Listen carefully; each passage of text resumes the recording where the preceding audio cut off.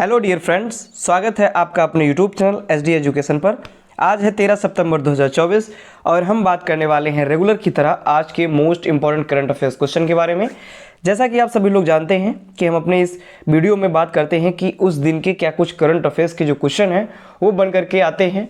आगे जो भी एग्जाम्स हैं उन एग्जाम्स में क्या कुछ क्वेश्चन पूछे जा सकते हैं, उन सभी संभावित प्रश्नों के बारे में यहाँ पर बात की जाती है। ये जो वीडियो है सिर्फ करंट अफेयर्स से रिलेटेड ही नहीं, यहाँ से जीके के रिलेटेड जो क्वेश्चन होते हैं वो भी कवर कराए जाते हैं। तो इस वीडियो के साथ में करंट अफेयर्स के साथ साथ आपका जीके का पोर्शन भी कवर होता चलता है। तो इसके लिए आप वीडियो को शुरू से लेकर लास्ट तक जरूर देखिए। अगर आप वीडियो पर पहली बार आए हैं तो प्लीज़ वीडियो को लाइक कीजिए, अपने दोस्तों के साथ वीडियो को अधिक से अधिक शेयर कीजिए और हमारे चैनल को सब्सक्राइब भी कीजिए। तो चलिए शुरू करते हैं हम अपने पहले प्रश्न के साथ। आज का हमारा सबसे पहला प्रश्न है, हाल ही में पहली बार किस जीव की एलोंगेटेड टॉर्टोइज प्रजाति को अरावली पर्वतमाला में देखा गया है? यानी कि ऐसा कौन सा जीव है जिसका नाम वैज्ञानिक है एलोंगेटेड टॉर्टोइज, ये प्रजाति है, इसको अरावली पर्वतमाला में देखा गया है? तो ए ऑप्शन है कछुआ, बी ऑप्शन है छिपकली, सी ऑप्शन है मेढक और डी ऑप्शन है गिलहरी। तो नाम से ही स्पष्ट है टर्टोइज, और टर्टोइज मीन्स होता क्या है? कछुआ। तो एलोंगेटेड टर्टोइज ये कछुआ की प्रजाति है और इसको अरावली पर्वतमाला पे देखा गया है। तो इस प्रकार से इस प्रश्न का सही जवाब हो जाएगा ऑप्शन नंबर ए कछुआ। बढ़ते ही अपने नेक्स्ट पॉइंट की तरफ। हमारा अगला पॉइंट है, हाल ही में पहली बार एलोंगेटेड टर्टोइज को अरावली पर्वतमाला में देखा गया है। इसे IUCN की रेड लिस्ट में गंभीर रूप से संकटग्रस्त श्रेणी में सूचीबद्ध किया गया है। यानी कि इसे IUCN international union conservation of nature, इसका फुल फॉर्म होता है IUCN का, और ये एक रेड लिस्ट जारी करता है और रेड लिस्ट में उन जो जंतु होते हैं उनके नाम उसमें दर्शाए जाते हैं जो कि संकटग्रस्त प्रजाति के अंतर्गत आती हैं, यानी कि जिनके खत्म होने की संभावना रहती है कि हाँ ये जो है वो प्रजाति इनकी खतरे में है और ये लगभग समाप्त होने की कगार पर हैं, उनको उस रेड लिस्ट में जारी किया जाता है, सूचीबद्ध किया जाता है। तो उसमें भी इस एलोंगेटेड टर्टोइज को सूचीबद्ध किया गया है। आगे अगर हम बात करें तो यह पूर्वी और उत्तरी भारत एवं दक्षिण पूर्व एशिया में व्यापक रूप से पाया जाता है। यानी कि यह जो एलोंगेटेड टर्टोइज प्रजाति है यह पूर्वी और उत्तरी भारत तथा दक्षिण पूर्व एशिया में व्यापक रूप से यह जो प्रजाति है यह पाई जाती है। बढ़ेंगे अपने नेक्स्ट क्वेश्चन की तरफ। हमारा अगला क्वेश्चन है, हाल ही में भारत और किस देश के बीच में असैन्य परमाणु सहयोग के लिए एक समझौता ज्ञापन पर हस्ताक्षर हुआ? यानी कि भारत और कौन सा ऐसा देश है जिसके बीच, इन दोनों देशों के बीच में असैन्य परमाणु सहयोग के लिए एक समझौता ज्ञापन पर हस्ताक्षर किया गया है? तो ये ऑप्शन है संयुक्त अरब अमीरात, बी ऑप्शन है ओमान, सी ऑप्शन है सऊदी अरब और डी ऑप्शन है फ्रांस। तो इस प्रश्न का सही जवाब है ऑप्शन नंबर ए, यानी कि भारत और संयुक्त अरब अमीरात, जिसे हम UAE के नाम से जानते हैं। तो भारत और संयुक्त अरब अमीरात, इन दोनों देशों के बीच असैन्य परमाणु सहयोग के लिए समझौते ज्ञापन पर हस्ताक्षर किए गए हैं।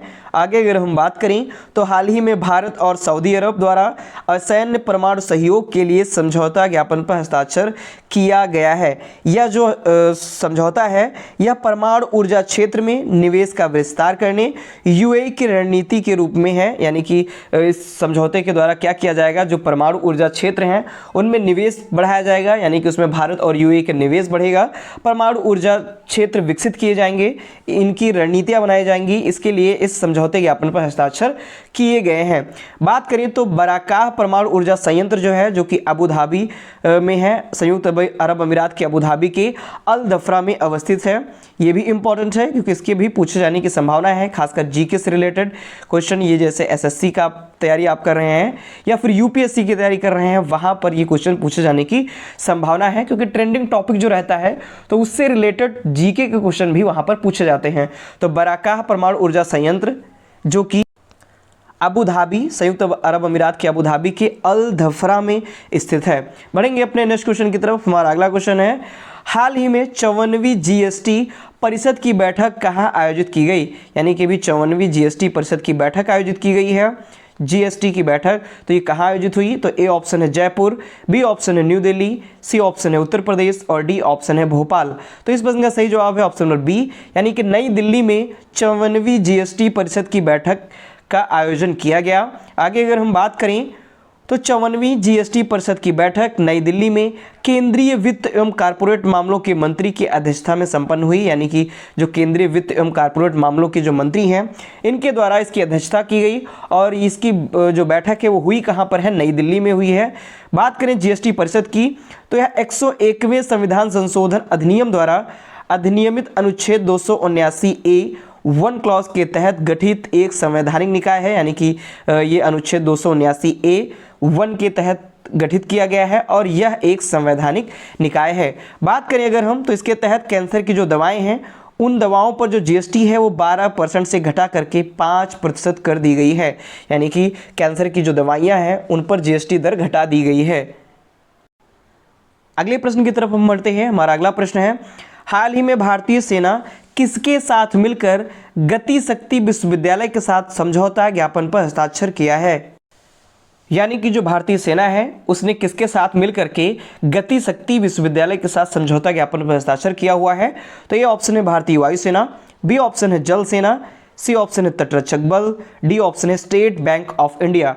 तो इस प्रश्न का सही जवाब हो जाएगा ऑप्शन नंबर ए, यानी कि भारतीय सेना और भारतीय वायुसेना इन दोनों ने मिलकर के गति शक्ति विश्वविद्यालय के साथ समझौता ज्ञापन पर हस्ताक्षर किया है। आगे अगर हम डिटेल में बात करें तो भारतीय सेना और भारतीय वायुसेना ने गति शक्ति विश्वविद्यालय के साथ समझौता ज्ञापन पर हस्ताक्षर किए और ये हस्ताक्षर कब किए गए? तो 9 सितंबर 2024 को नई दिल्ली में ये जो समझौता ज्ञापन है उस पर हस्ताक्षर हुआ। यह समझौता ज्ञापन दोनों सेनाओं को लॉजिस्टिक्स के संबंध में बेहतर विशेषज्ञता हासिल करने में सक्षम बनाएगा, यानी कि चाहे वो भारतीय सेना हो या भारतीय वायुसेना हो, इन दोनों सेनाओं को लॉजिस्टिक्स के संबंध में बेहतर विशेषज्ञता हासिल करने में सक्षम बनाएगा। आगे बात करें पीएम गति शक्ति राष्ट्रीय मास्टर प्लान 2021 और राष्ट्रीय लॉजिस्टिक नीति 2022 में प्रभावी ढंग से योगदान देगा, यानी कि जो ये पीएम गति शक्ति राष्ट्रीय मास्टर प्लान है और राष्ट्रीय लॉजिस्टिक्स नीति है इनको और अधिक प्रभावी ढंग से बनाने में इनका योगदान ये करेगा। इसके लिए समझौते ज्ञापन पर हस्ताक्षर किए गए हैं। बढ़ेंगे अपने नेक्स्ट क्वेश्चन की तरफ। हमारा अगला क्वेश्चन है, हाल ही में कौन सा बैंक, यानी कि हाल ही में कौन सा बैंक PCAF पर हस्ताक्षर करने वाला पहला प्रमुख भारतीय बैंक बन गया है? यानी कि ऐसा कौन सा बैंक है जिसने PCAF पर हस्ताक्षर करने वाला पहला प्रमुख भारतीय बैंक बना? तो ये ऑप्शन है HDFC बैंक, बी ऑप्शन है SBI बैंक, सी ऑप्शन है UBI बैंक और डी ऑप्शन है RBI बैंक। तो इस प्रश्न का सही जवाब हो जाएगा option number C, UBI bank. और UBI बैंक को हम यूनियन बैंक ऑफ इंडिया के नाम से जानते हैं, यूनियन बैंक ऑफ इंडिया यानी यूनियन बैंक के नाम से जानते हैं। और इस बैंक ने PCAF पर हस्ताक्षर करने वाला या प्रमुख भारतीय बैंक बन गया है। अगर आगे हम डिटेल में बात करें तो union bank of India PCAF पर हस्ताक्षर करने वाला पहला प्रमुख भारतीय बैंक बन गया है। PCAF का फुल फॉर्म अगर हम बात करें तो partnership for carbon accounting financials, ये इसका फुल फॉर्म होता है PCAF का। और इसी partnership for carbon accounting financials पर ही हस्ताक्षर करने वाला यूनियन बैंक ऑफ इंडिया ये पहला प्रमुख भारतीय बैंक बन गया है। आगे अगर हम बात करें PCAF एक वैश्विक पहल है जिसका उद्देश्य वित्तीय गतिविधियों से संबंधित ग्रीन हाउस गैस उत्सर्जन का मानकीकृत आकलन और प्रकटीकरण प्रदान करना है। यानी कि जो ग्रीन हाउस गैसों का उत्सर्जन है इनका मानकीकृत आकलन क्या हो सकता है, यानी कि इनका मानक क्या है, कितने मानक पे ये ग्रीन हाउस गैस का उत्सर्जन हो रहा है उनका आकलन करना तथा प्रकटीकरण या प्रकटीकरण प्रदान करना। बात करें इसमें ऋण और निवेश भी शामिल हैं, यानी कि इसमें ऋण भी लिया जा सकता है और इसमें निवेश भी किया जा सकता है। बढ़ेंगे अपने नेक्स्ट क्वेश्चन की तरफ। हमारा अगला क्वेश्चन है, हाल ही में कौन सा देश दूसरा सबसे बड़ा 5G स्मार्टफोन बाजार बन गया? यानी कि ऐसा कौन सा देश है जो सेकंड पोजीशन बन गया है 5G स्मार्टफोन बाजार वाला सेकंड देश? तो अभी हाल ही में भारत ने अमेरिका को पीछे छोड़ते हुए दूसरा सबसे बड़ा 5G स्मार्टफोन बाजार बना हुआ है। यानी कि इस प्रश्न का सही जवाब है ऑप्शन नंबर सी, यानी कि भारत दूसरा सबसे बड़ा 5G स्मार्टफोन बाजार बन गया है, जहां पर 5G स्मार्टफोन जो है वो अधिक से अधिक वहां पर खरीदारी की जाती है और प्लस वहां पर इनका निवेश कह सकते हैं या फिर कह सकते हैं आयात और निर्यात किया जाता है। आगे हम बात करें अगर डिटेल में, तो भारत अमेरिका को पीछे छोड़कर दूसरा सबसे बड़ा 5G स्मार्टफोन बाजार बन गया। ये रिपोर्ट किसने जारी की हुई है? तो काउंटर पॉइंट रिसर्च की रिपोर्ट है, और इसी रिपोर्ट के अनुसार जो भारत है इसने अमेरिका को पीछे छोड़ दिया है और अब सेकंड पोजीशन इसने हासिल कर ली है भारत ने दूसरा सबसे बड़ा 5G स्मार्टफोन बाजार बनने की। फर्स्ट पोजीशन की बात करें तो चीन अभी भी सबसे बड़े बाजार के रूप में अग्रणी है, यानी कि फर्स्ट पोजीशन पर अभी भी चीन बना हुआ है और सेकंड पर भारत पहुंच चुका है, और फिर अब थर्ड पोजीशन हो गई है अमेरिका की। आगे बात करें भारत में 5G स्मार्टफोन की जो बिक्री है उसमें जो वृद्धि का श्रेय है वो सैमसंग, वीवो, श्याओमी और अन्य बजट सेगमेंट ब्रांडों की मजबूत बिक्री को जाता है। यानी कि जो भारत में 5G स्मार्टफोन की अधिक से अधिक बिक्री हो रही है, इस बिक्री में वृद्धि का जो श्रेय है वो सैमसंग, वीवो, शाओमी और अन्य जो भी बजट वाले जो भी फ़ोन हैं 5G बजट वाले फ़ोन, इनको यह श्रेय जाता है और इनके कारण ही जो भारत है वो सेकंड पोजीशन पर आ पाया है। आगे हम बढ़ेंगे नेक्स्ट क्वेश्चन की तरफ। हमारा अगला क्वेश्चन है, हाल ही में किसे पैरा ओलंपिक समापन समारोह के लिए ध्वजवाहक नामित किया गया? तो ये ऑप्शन है प्रीति पाल, बी ऑप्शन है हरविंदर सिंह, सी ऑप्शन है दोनों और डी ऑप्शन है अवनी लेखरा। तो इस प्रश्न का सही जवाब है ऑप्शन नंबर सी, यानी कि प्रीति पाल और हरविंदर सिंह ये दोनों ही पैरा ओलंपिक समापन समारोह के लिए ध्वजवाहक के रूप में नामित किए गए हैं। आगे आप यहाँ पे देख भी सकते हैं आर्टिकल में। और अगर हम डिटेल में बात करें तो हरविंदर सिंह, प्रीति पाल को पैरा ओलंपिक समापन समारोह के लिए ध्वजवाहक नामित किया गया है। 33 वर्ष के हरविंदर पैरा ओलंपिक में स्वर्ण पदक जीतने वाले पहले भारतीय तीरंदाज हैं और उन्होंने टोक्यो में 2021 में कांस्य पदक भी जीता हुआ था। यानी जो टोक्यो 2021 में पैरा ओलंपिक हुआ था उसमें 2021 में इन्होंने कांस्य पदक जीता था और तीरंदाजी में स्वर्ण पदक जीतने वाले पहले पैरा ओलंपिक हैं हरविंदर सिंह, और इनको ही अभी पैरा ओलंपिक समापन समारोह के लिए ध्वजवाहक नामित किया गया है। अगर प्रीति पाल के बारे में बात करें तो पैरा ओलंपिक में 2 पदक जीतने वाली ये पहली भारतीय महिला फर्राटा धाविका प्रीति पाल हैं और इनको भी हरविंदर सिंह के साथ में ही पैरा ओलंपिक समापन समारोह के लिए ध्वजवाहक नामित किया गया है। नेक्स्ट क्वेश्चन की ओर हम बढ़ते हैं। तो अगला क्वेश्चन है हमारा, मिली जानकारी के अनुसार हाल ही में लगातार तीसरे वर्ष दुनिया के सर्वश्रेष्ठ देश के रूप में किसे चुना गया? यानी कि ऐसा कौन सा देश है जो दुनिया का सबश्रेष्ठ यानी कि दुनिया का सबसे बढ़िया सर्वश्रेष्ठ देश के रूप में चुना गया है? तो ये ऑप्शन है अमेरिका, बी ऑप्शन है स्विट्जरलैंड, सी ऑप्शन है भारत और डी ऑप्शन है ग्रीनलैंड।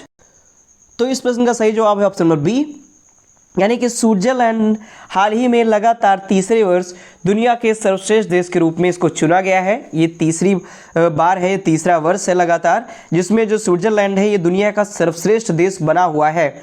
आगे अगर हम बात करें तो स्विट्जरलैंड को लगातार तीसरे वर्ष दुनिया के सर्वश्रेष्ठ देश के रूप में स्थान दिया गया।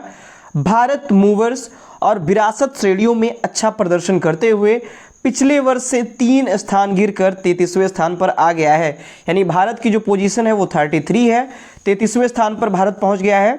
और फर्स्ट पोजीशन की बात करें तो स्विट्जरलैंड जो कि दुनिया का सर्वश्रेष्ठ देश है इस रूप में यह फर्स्ट पोजीशन पर आ गया है, या लगातार तीसरे वर्ष ये फर्स्ट पोजीशन पर ही बना हुआ है। ये रिपोर्ट किसने जारी की है? तो रिपोर्ट जारी की है US news and world report है और इसी के अंतर्गत ये जो डेटा है ये जारी किया गया है।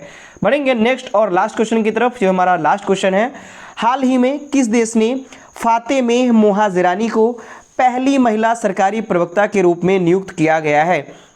यानी कि ऐसा कौन सा देश है जहां फातेमेह मोहाजिरानी को पहली महिला सरकारी प्रवक्ता के रूप में नियुक्त किया गया? यानी कि अभी तक कोई भी ऐसी महिला नहीं थी जो कि सरकारी प्रवक्ता के रूप में नियुक्त हो और ये पहली महिला बनी हुई है। तो इम्पॉर्टेंट क्वेश्चन है क्योंकि पहला जो भी आता है वो इम्पॉर्टेंट हो जाता है, और दूसरी बात पहली महिला है तो और ज़्यादा इम्पॉर्टेंट हो जाएगा, और तीसरी बात ऐसे देश से है जहाँ पर महिलाओं को अधिक से अधिक मतलब कार्य करने के लिए कम वो किया जाता है, तो वहाँ पर ये पहली महिला सरकारी प्रवक्ता के रूप में इनको नियुक्त किया गया है। तो इसके लिए ये बहुत ही इंपॉर्टेंट क्वेश्चन हो जाता है। तो ये ऑप्शन है अफगानिस्तान, बी ऑप्शन है ईरान, सी ऑप्शन है सीरिया, डी ऑप्शन है मिस्र। तो इस प्रश्न का सही जवाब हो जाएगा ऑप्शन नंबर बी, यानी कि ईरान देश में फातेमेह मोहाजिरानी को पहली महिला सरकारी प्रवक्ता के रूप में नियुक्त किया गया है। आप यहाँ पे आर्टिकल में देख भी सकते हैं, ये है फातेमा मोहजरानी। तो ईरान ने फातेमा मोहजरानी को पहली महिला सरकारी प्रवक्ता के रूप में नियुक्त किया। वहाँ के जो राष्ट्रपति हैं पेजेस्कियान, इन्होंने 28 अगस्त 2024 को कैबिनेट की बैठक में इनकी नियुक्ति की, यानी कि 28 अगस्त 2024 को जो कैबिनेट की बैठक हुई उसमें इन्होंने इसकी नियुक्ति की। ईरान की जो 11वीं सरकार के दौरान एक महिला संस्थान तकनीकी और व्यावसायिक प्रशिक्षण विश्वविद्यालय शरीयती के प्रमुख के रूप में भी इन्होंने कार्य किया हुआ है, और अब जाकर के ये पहली महिला सरकारी प्रवक्ता के रूप में नियुक्त हुई हैं। ईरान की पहली महिला नियुक्त हुई हैं सरकारी प्रवक्ता के रूप में। नाम है इनका फातेमा मोहजरानी। तो ये थे आज के हमारे मोस्ट इंपॉर्टेंट करंट अफेयर्स के क्वेश्चन। अगर आपको क्वेश्चन पसंद आते हैं, अगर आपको वीडियो पसंद आती है, हमारे द्वारा दिए गए एक्सप्लेनेशन पसंद आते हैं, तो प्लीज़ वीडियो को लाइक करें, अपने दोस्तों के साथ वीडियो को अधिक से अधिक शेयर करें और हमारे चैनल को सब्सक्राइब भी करें। धन्यवाद।